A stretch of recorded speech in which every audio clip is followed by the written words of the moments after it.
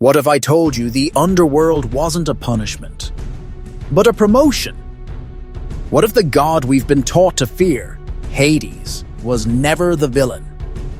And what if, instead of Zeus, he had ruled Olympus?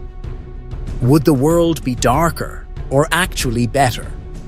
Today, we dive into an alternate mythological timeline where Hades is king, and everything you thought you knew about Greek mythology gets turned upside down.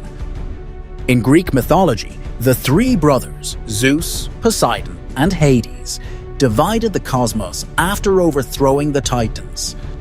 Zeus took the sky, Poseidon the sea, and Hades was given the underworld. But this wasn't because Hades was evil. It was a draw of lots, random, no divine hierarchy.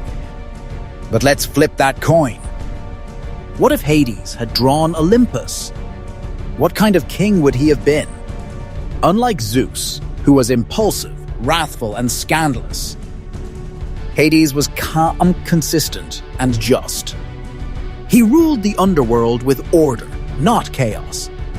He didn't start wars. He didn't cheat on Persephone every weekend. And unlike many Olympians, he rarely meddled in mortal affairs, unless provoked. In short, Hades was stable. Under his rule, Olympus might have been less dramatic. Hades valued balance. He ensured the dead were judged fairly. He enforced the laws of fate. Imagine that philosophy applied to Olympus. Instead of thunderbolts and divine punishments, we might see reasoned decisions. Fair trials, strategic alliances. No impulsive transformations into swans. No petty punishments of mortals over hurt pride. Just divine order, rooted in balance. Under Zeus, mortals often lived at the mercy of the gods' emotions. But Hades, he respected mortal boundaries. Imagine a world where humans weren't cursed for disrespecting a god, but judged for their actions, their choices. Perhaps Hades would have elevated human agency. Maybe philosophers and judges would have held as much divine favor as warriors. A world where justice trumped brute force. Now picture the other gods under Hades' reign. Poseidon, ambitious and prideful, may have clashed with him.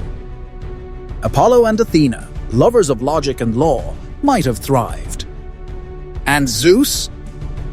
Maybe he would have become the moody storm god on the sidelines.